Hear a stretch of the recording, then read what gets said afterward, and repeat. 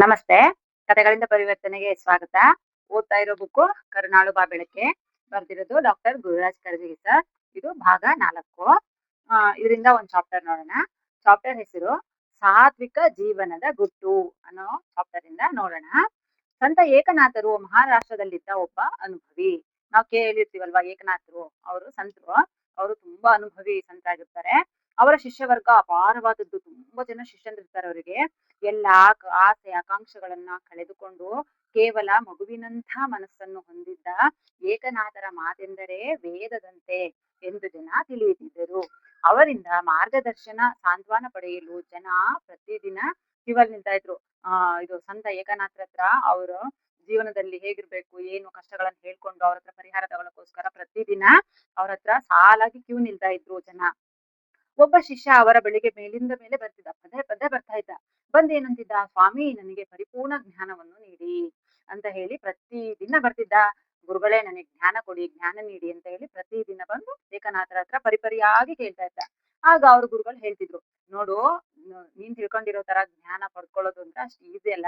ನೀನು ಸಂಸಾರ ಇದೆ, ಜೀವನ ಇದೆ, ನೀ ಅದನ್ನ ಸರಿಯಾಗಿ ಮಾಡ್ಕೊಂಡು ಹೋಗು ಅಂತ ಪ್ರತಿ ಸರಿ ತಿಳಿಸಿ ಹೇಳ್ತಿದ್ರು. ಆದ್ರೆ ಅವನು ಕೇಳ್ತಾ ಇರ್ಲಿಲ್ಲ. ಮತ್ತೆ ಬರ್ತಿದ್ದ, ಮತ್ತೆ ಅದೇ ಹೇಳ್ತಿದ್ದ, ನನಗ್ ಜ್ಞಾನ ಕೊಡಿ, ನನಗ್ ಜ್ಞಾನ ಕೊಡಿ ಅಂತಾನೆ ಕೇಳ್ತಿದ್ದ. ಅವಾಗ ಒಂದು ದಿನ ತೀರಾ ಬೆಳಗ್ಗೆ ಏಕನಾಥರ ಮನೆಗೆ ಆ ವ್ಯಕ್ತಿ ಬಂದ. ಆ ಆಶ್ರಮದಲ್ಲಿ ಕೇಳ್ತಿದ್ದ ಪ್ರತಿದಿನ. ಒಂದಿನ ಏನ್ ಮಾಡ್ಬಿಟ್ಟ, ಬೆಳಗ್ಗೆನೆ ಇನ್ನು ಫುಲ್ ಬೆಳಗಿನ ಜಾವ ಇರುತ್ತೆ, ಕತ್ಲಿರುತ್ತೆ. ಅವಾಗ್ಲೇ ಬಂದು ಏಕನಾಥರ ಮನೆಗೆ ಬಂದ್ಬಿಡ್ತಾನೆ ಅವನು. ಬಂದು ಅವರ ಪಾದ ಹಿಡ್ಕೊಂತಾನೆ, ಕಾಲಿಗೆ ಅಡ್ಬಿಟ್ಬಿಡ್ತಾನೆ. ಸ್ವಾಮಿ, ಇಂದು ನನಗೆ ನೀವು ಜ್ಞಾನ ಮಾರ್ಗವನ್ನು ನೀಡಲೇಬೇಕು ಅಂತ ಹೇಳಿ ಕೇಳ್ತಾನೆ. ಅವರು, ಅಲ್ಲಪ್ಪ, ಅಷ್ಟು ದಿನದಿಂದ ನಾನು ನಿನಗೆ ಹೇಳ್ತಾನೆ ಇದ್ದೀನಿ, ನಿನ್ನ ತಲೆಗೆ ಅದು ಹೋಗ್ತಾ ಇಲ್ವಲ್ಲ, ಹೇಳಿದನ್ನು ನೀನು ಜೀವನದಲ್ಲಿ ನಡೆಸ್ತಾನೆ ಇಲ್ಲ. ನಾನು ಹೇಳ್ತೀನಿ ಜೀವನದಲ್ಲಿ ಫಸ್ಟ್ ಹಿಂಗಿರು ಹಂಗಿರು ಅಂತ ಪ್ರತಿದಿನ ನಿಂಗೆ ಬಂದಾಗೆಲ್ಲ ಹೇಳ್ಕೊಡ್ತೀನಿ. ಅದನ್ನ ನೀನ್ ಅರ್ಥ ಮಾಡ್ಕೊಳ್ಳದೆ ಪ್ರತಿದಿನ ಬಂದು ಜ್ಞಾನ ಕೊಡಿ ಜ್ಞಾನ ಕೊಡಿ ಅಂತ ಕೇಳ್ತಾ ಇದೆಯಲ್ಲ, ನಾನು ಸಣ್ಣ ಪುಟ್ಟದ್ ಹೇಳಿದ್ದೆ ನಿನ್ ತಲೆ ಹೋಗ್ತಾ ಇಲ್ಲ, ನೀನ್ ಫುಲ್ ಜ್ಞಾನ ಕೊಡು ಅಂತ ಹೇಳ್ತಾ ಇದೆಯಲ್ಲ ನೀನು ಅಂತ ಹೇಳಿ ಅವ್ರು ಏಕನಾಥರು ಹೇಳ್ತಾರೆ. ಅವನು ಕೈ ಚಾಚಿ ಮುಂದೆ ನಿಂತ್ಕೊಂಡಿರ್ತಾನೆ. ನನಗೆ ದಯವಿಟ್ಟು ಜ್ಞಾನ ಕೊಡಿ ಅಂತೇಳಿ ಕೈ ಈ ತರ ಚಾಚ್ಕೊಂಡು ನಿಂತಿರ್ತಾನೆ. ಅವ್ನು ನಿಂತ್ಕೊಂಡಿದ್ದು ಅಂತಾನೆ. ಕೊನೆಗೆ, ಸ್ವಾಮಿ, ತಾವು ಹೇಗೆ ಈ ಸಾತ್ವಿಕವಾದ ನಿಷ್ಪಾಪವಾದ ಜೀವನವನ್ನು ಸಾಧಿಸಿಕೊಂಡಿರಿ ಎಂಬುದನ್ನು ನನಗೆ ಹೇಳಿ. ಅಂದ್ರೆ ನೀವು ಯಾವಾಗ್ಲೂ ಇಷ್ಟು ಶಾಂತವಾಗಿರ್ತೀರ, ಇಷ್ಟು ಜ್ಞಾನ ಸಂಪಾದನೆ ಮಾಡಿದ್ದೀರಲ್ಲ, ಈ ತರ ಹೇಗಿರ್ತೀರಾ ಅಂತ ನನಗೂ ಹೇಳ್ಕೊಡಿ ಅಂತ ಹೇಳಿ ಅವ್ನು ಹೇಳ್ತಾನೆ. ನಾನು ಹಾಗೆ ನಡಿತೀನಿ, ನಿಮ್ಮಂತೆ ಆಗಲು ನಾನು ಪ್ರಯತ್ನಿಸುತ್ತೇನೆ ಅಂತ ಗೋಳಾಡ್ತಾನೆ.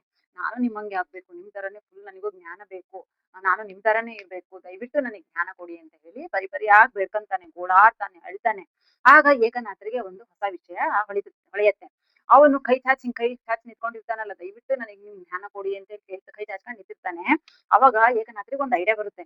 ಅವಾಗ ಆ ಕೈಯನ್ನು ದಿಟ್ಟಿಸಿ ನೋಡಕ್ ಶುರು ಮಾಡ್ತಾರೆ ಏಕನಾಥರು. ಅವ್ನ ಕೈನ ದಿಟ್ಟಿಸಿ ನೋಡಕ್ ಶುರು ಮಾಡಿ, ಒಂದ್ ನಿಮಿಷ ಸುಮ್ನಿರು, ಇದುವರೆಗೂ ನಾನು ನಿನ್ ಕೈನ ನೋಡ್ಲೇ ಇಲ್ಲ, ಛೇ ಹೀಗಾಗ್ಬಾರ್ದಿತ್ತು ಅಂತ ಹೇಳಿ ಅಂತಾರೆ. ಹಂಗಂದ ತಕ್ಷಣ ಅವನಿಗೆ ಗಾಬರಿ ಆಗ್ಬಿಡುತ್ತೆ. ಗಾಬರಿ ಆದ ತಕ್ಷಣ, ಹೇಗೆ ಸ್ವಾಮಿ, ಏನಾಯ್ತು ನನ್ನ ಕೈಗೆ ಅಂತ ಹೇಳಿ ಅವನು ಕೇಳ್ತಾನೆ. ಅವ್ನು ಹಂಗ್ ಹೇಳ್ತಿದ್ದಂಗೆ ಏಕನಾಥರು ಏನಂತಾರೆ, ಈಗ ನನ್ನ ಉಪದೇಶ ಯಾವುದು ನಿನಗೆ ಬೇಕಿಲ್ಲ, ಅದರ ಪ್ರಯೋಜನವೂ ನಿನಗಿಲ್ಲ. ನಿನ್ನ ಕೈಯಲ್ಲಿ ಆಯುಷ್ಯ ರೇಖೆ ತುಂಡಾಗಿದೆ, ಅದರ ಪ್ರಕಾರ ನೀನು ಬದುಕುವುದು ಬಹಳ ಹೆಚ್ಚೆಂದರೆ ಇನ್ನು 10 ದಿನ ಮಾತ್ರ. ಅವ್ನ್ ಕೈ ಚಾಚಿ ನಿಂತ್ಕೊಂಡಿರ್ತಾನೆ. ಇವನಿಗೆ ಎಷ್ಟ್ ಹೇಳಿದ್ರು ಕೇಳ್ತಾ ಇಲ್ಲ ಅಂತ ಏಕನಾಥರು ಒಂದು ಐಡಿಯಾ ಮಾಡ್ಬಿಡ್ತಾರೆ. ಕೈ ನೋಡಿದ ತಕ್ಷಣ, ಛೇ, ನಾನು ನಿನ್ಗೆ ಎಷ್ಟು ಜ್ಞಾನ ಕೊಟ್ಟರು ನಿನ್ ಪ್ರಯೋಜನ ಇಲ್ಲ, ಯಾಕೆ ಅಂದ್ರೆ ನಿನ್ನ ಆಯುಷ್ಯ ರೇಖೆ ತುಂಡಾಗಿದೆ, ಇನ್ನು ನಿನಗೆ ಸಾವು ಹತ್ರ ಬರ್ತಾ ಇದೆ, ಇನ್ನು 10 ದಿನ ಮಾತ್ರ ನೀನ್ ಬದುಕೋದು ಅಂತ ಹೇಳಿ ಸಂತ ಏಕನಾಥರು ಅವನಿಗೆ ಹೇಳ್ತಾರೆ. ಹೇಳಿದ ತಕ್ಷಣ ಅವನು, ನೀನು ಹೆಚ್ಚು ಬದುಕೋದು ಅಂದ್ರೆ 10 ದಿನ, ಅಷ್ಟ್ರ ಮೇಲೆ ನೀನ್ ಖಂಡಿತ ಬದುಕಲ್ಲ ಅಂತ ಹೇಳಿ ಏಕನಾಥ ಹೇಳ್ತಾರೆ. ಹೇಳಿದ ತಕ್ಷಣ ಅವನ ಎದೆ ಬಡಿತವೇ ನಿಂತು ಹೋದಂತಾಯ್ತು. ಅವನ ಸಾವು ಅಂತ ತಕ್ಷಣ 10 ದಿನಕ್ಕೆ ನೀನ್ ಸತ್ತೋಗ್ತೀಯ ಅಂದ ತಕ್ಷಣ ಫುಲ್ ಪಾಪ ಗಾಬರಿ ಆಗ್ಬಿಡುತ್ತೆ ಅವನಿಗೆ. ಏಕನಾಥಂತರ ಮಹಾತ್ಮರ ಮಾತು ಸುಳ್ಳಾಗುವುದುಂಟೆ, ಹಂಗಾದ್ರೆ ನಾನು ಸತ್ತೋಗ್ತೀನಿ ಅಂತ ಅವ್ರಿಗೆ ಕನ್ಫರ್ಮ್ ಆಗುತ್ತೆ ಅವನಿಗೆ. ಅವನು ನಿಧಾವಾಗಿ ಕೈ ಕೊಡ್ಸ್ಕೊಂಡು, ಬಿಡಿ ನನ್ ಕೈನ, ನಿಮ್ ಧ್ಯಾನನು ಬೇಡ ಏನು ಬೇಡ ಅಂತ ಹೇಳಿ ಏನ್ ಮಾಡ್ತಾನೆ, ಮನೆಗೆ ಓಡೋಗ್ತಾನೆ. ಅವ್ರ ಬಾಯ್ಲಿ, ನಾನು ನಿನಗೆ ಜ್ಞಾನ ಕೊಡ್ತೀನಿ, ಬಾಯ್ಲಿ ನೀನ್ ಇಷ್ಟು ದಿನ ಕೇಳ್ತಾ ಇದ್ದೀಯಲ್ಲ ಜ್ಞಾನ ಕೊಡಿ ಅಂತ, ಜ್ಞಾನ ಕೊಡ್ತೀನಿ ಬಾಪ ಅಂತ ಹೋಗ್ತಾರೆ ನಕ್ಕಂತ. ಅವಾಗ ಅವರು, ಅಪ್ಪ ಗುರುಗಳೇ, ನನಗೆ ಯಾವ ಜ್ಞಾನನೂ ಬೇಡ, ನಾನು ಬದುಕು ಉಳಿಯೋದೇ ಇಲ್ಲ, ನಾನು ಸಾಯ್ತೀನಿ ಅಂತ ಬೇಜಾರ್ ಮಾಡ್ಕೊಂಡು ಹೋಗ್ತಾನೆ ಮನೆಗೆ. ಹೋಗಿ ಮನೆ ತಲುಪಿ ಹಾಸಿಗೆ ಮೇಲೆ ಬಿದ್ಕೊಂತಾನೆ. ಬಿದ್ದು ತಪ್ಪ ಅಂತ ಬೀಳ್ತಾನೆ. ಬಿದ್ದು ಮನೆಯವ್ರ ಹತ್ರ ಎಲ್ಲ ಹೇಳ್ತಾನೆ, ಅಯ್ಯೋ ನಾನ್ ಗುರುಗಳು ಹೇಳಿದ್ರು 10 ದಿನ ಅಷ್ಟೇ ಬದುಕದಂತೆ, ನಾನು ಸತ್ತೋಗ್ತೀನಿ ಅಂತ ಅಳಕ್ ಶುರು ಮಾಡ್ತಾನೆ. ಆಗ ಮನೆಯವರೆಲ್ಲ ಅವನಿಗೆ ಸಾಂತ್ವನ ಹೇಳ್ತಾರೆ, ಇಲ್ಲ ಹಂಗೆಲ್ಲ ಏನಾಗಲ್ಲ, ಗುರುಗಳು ಯಾವ್ದೋ ಉದ್ದೇಶಕ್ಕೆ ಹೇಳಿರ್ಬೇಕು ಅಂತ ಎಷ್ಟು ಅವನಿಗೆ ಸಮಾಧಾನ ಮಾಡಿದ್ರು ಅವನು ಸಮಾಧಾನ ಆಗೋದೇ ಇಲ್ಲ. ಆಮೇಲೆ ಅವನ ಮಾತು ಅವನ ಮನ್ಸಿಗೆ ಅವ್ರ ಮಾತು ನಾಟ್ಲಿಲ್ಲ. ಅವನು ಊಟ ಬಿಡ್ತಾನೆ, ನಿದ್ದೆ ಬಿಡ್ತಾನೆ, ಯಾರ ಹತ್ರನೂ ಬರಲ್ಲ, ಎಲ್ಲೂ ಅಲಿಯಕ್ ಹೋಗಲ್ಲ. ಆಮೇಲೆ ದೇವ್ರದ್ ಎದುರುಗಡೆ ಒಂದು ದೇವ್ರ ಫೋಟೋ ಹಾಕೊಂಡು ಅದನ್ನೇ ನೋಡ್ತಾ ಭಗವಂತ ನನಗೆ ಸಾಯಿಸ್ಬೇಡ, ನನಗೆ ಬದುಕ್ಸು ಬದುಕ್ಸು ಅಂತ ಭಗವಂತನ ಫೋಟೋನೇ ನೋಡ್ತಾ ಬರೀ ಊಟ ನಿದ್ದೆ ಏನಿದೆ ಬರೀ ಭಗವಂತನ ಜಪ ಮಾಡ್ತಾನೆ ಇರ್ತಾನೆ. 9 ದಿನದಲ್ಲಿ ಆತ ಪೂರ್ತಿ ಕರಗಿಯೇ ಹೋಗ್ಬಿಡ್ತಾನೆ. ಅಂದ್ರೆ ಸ್ವರ್ಗ್ ಬಿಡ್ತಾನೆ. ಊಟ ಇಲ್ಲ, ನಿದ್ದೆ ಇಲ್ಲ, ಬರೀ ದೇವ್ರ ಜಪ, ಪೂಜೆ, ಭಗವಂತ ನನ್ನ ಉಳ್ಸು ಉಳ್ಸು ಅಂತ ಬರೀ ಭಗವಂತನ ಜಪನೆ ಮಾಡ್ತಾ ಊಟ ನಿದ್ದೆ ಎಲ್ಲ ಬಿಟ್ಟು ಫುಲ್ ಸ್ವರ್ಗೋಗ್ಬಿಟ್ಟಿರ್ತಾನೆ, ಸಣ್ಣಾಗ್ಬಿಟ್ಟಿರ್ತಾನೆ. ಇನ್ನೇನ್ 10ನೇ ದಿನ ಸೂರ್ಯ ಮುಳುಗೋ ಟೈಮ್ ಬಂತು. ಅವಾಗ ಅನ್ಸುತ್ತಾನೆ, ಅಯ್ಯೋ ಇನ್ನೇನ್ ಸೂರ್ಯ ಮುಳುಗೋಷ್ಟ್ರೊಳಗೆ ನಾನು ಯಾವ ಕ್ಷಣ ಸಾಯ್ತೀನೋ. 10 ದಿನ ಅಂತ ಹೇಳಿದಲ್ಲ ಗುರುಗಳು, 9 ದಿನ ಮುಗಿದು ಇನ್ನು 10ನೇ ದಿನ ನೀನ್ ಸಂಜೆ ಸೂರ್ಯ ಮುಳುಗೋಷ್ಟ್ರೊಳಗೆ ನನಗೆ ಯಾವ ಟೈಮಲ್ಲಾದ್ರೂ ಯಾವ ಗಳಿಗೆಲ್ಲಾದ್ರೂ ನನಗೆ ಸಾವು ಬರ್ಬೋದು ಅಂತ ಹೇಳಿ ಅವನ ಎದೆ ಬಡಿತ ಹತ್ತಿರ ಆಗುತ್ತೆ. ಸೂರ್ಯ ಇನ್ನೇನ್ ಮುಳುಗ್ತಾ ಇದ್ದಾನೆ ಅಂದ ತಕ್ಷಣ ಅವನ ಎದೆ ಬಡಿತ ತುಂಬಾ ಹೆಚ್ಚಾಗುತ್ತೆ. ಕ್ಷಣದಲ್ಲಾದ್ರೂ ನನಗೆ ಸಾವು ಬರುತ್ತೆ ಅಂತ ಹೇಳಿ. ಆಗ ಏಕನಾಥರು ಬರ್ತಾರೆ, ಅವನ ಮನೆಗೆ ಬರ್ತಾರೆ ಏಕನಾಥರು. ಬಂದು ಯಾಕೆ ಮಲಗಿದ್ಯಾ, ಏಳು ಮೇಲೆ ಅಂತ ಹೇಳಿ ಹೇಳ್ತಾರೆ. ನಿನಗೆ ಸಾವು ಇನ್ನೂ ದೂರವಿದೆ, ಚಿಂತೆ ಮಾಡ್ಬೇಡ. ಆದ್ರೆ ಈ ಕಳೆದ 9 ದಿನಗಳಲ್ಲಿ ನೀನು ಯಾವ ಪಾಪ ಮಾಡಿದೆ ಅಂತ ಹೇಳಿ ಏಕನಾಥರು ಕೇಳ್ತಾರೆ. ಅಂದ್ರೆ 9ನೇ ದಿನ ಅವನಿನ್ನೇನ್ ಸಾವು ಬರ್ತಾ ಇದೆ ಅಂತ ಚಿಂತೆ ಮಾಡ್ತಾ ಕೂತಿರ್ತಾನೆ. ಆಗ ಏಕನಾಥರು ಅವ್ರ ಮನೆಗೆ ಬರ್ತಾರೆ. ಬಂದು ಯಾಕೆ ಮಲಗಿದ್ಯಾ, ಎದ್ದೇಳು ಮೇಲೆ, ನಿನ್ ಸಾವು ಇನ್ನು ತುಂಬಾ ದೂರ ಇದೆ, ನೀನ್ ಹೆದರ್ಬೇಡ ಅಂತ ಹೇಳಿ ಏಕನಾಥ್ ಹೇಳ್ತಾರೆ. ಮತ್ ಇನ್ನೊಂದ್ ಕೇಳ್ತಾರೆ, ಹೌದು ಈ 9 ದಿನದಲ್ಲಿ ನೀನ್ ಏನೇನ್ ಪಾಪ ಮಾಡ್ದೆ, ಏನ್ ತಪ್ಪು ಮಾಡ್ದೆ ಅಂತ ಹೇಳಿ ಏಕನಾಥರು ಕೇಳ್ತಾರೆ. ಅವಾಗ ಅವನ್ ಏನ್ ಹೇಳ್ತಾನೆ, ಎಲ್ಲಿ ಪಾಪ ಸ್ವಾಮಿ, ಎಲ್ಲಿಯ ಪಾಪ ಸ್ವಾಮಿ, ಸಾವು ಮುಂದೆ ಕುಳಿತಾಗ ಪಾಪದ ಯೋಚನೆ ಎಲ್ಲಿ ಬಂದಿತ್ತು, ಎಲ್ಲಿಂದ ಬಂದಿತ್ತು. ನೀನ್ ಏನ್ ತಪ್ಪು ಮಾಡ್ದೆ ಅಂತ ತಕ್ಷಣ ಅವ್ನು ಹೇಳ್ತಾನೆ, ಎಂತ ಪಾಪ ಸ್ವಾಮಿ, ನಾ ಎಲ್ ತಪ್ಪು ಮಾಡೋದು, ಎಲ್ ಪಾಪ ಮಾಡೋದು, ಬರೀ ನಾನ್ ಸತ್ತೋಗ್ತೀನಲ್ಲ ಅಂತ ನನ್ ಸಾವು ಕಣ್ಮುಂದೆನೆ ಇರುವಾಗ ನಾ ಇನ್ ಯಾವ ತಪ್ಪು ಮಾಡ್ಲಿ, ಇನ್ ಯಾವ ಪಾಪ ಮಾಡ್ಲಿ ಅಂತ ಹೇಳಿ ಅವ್ನು ಹೇಳ್ತಾನೆ.